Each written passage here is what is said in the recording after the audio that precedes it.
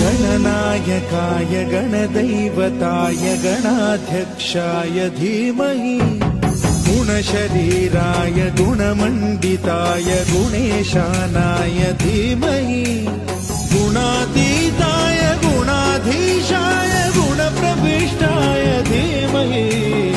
एकदन्ताय वक्रतुण्डाय गौरीतनयाय धीमहि गजेशानाय भालचन्द्राय श्रीगणेशाय धीमहि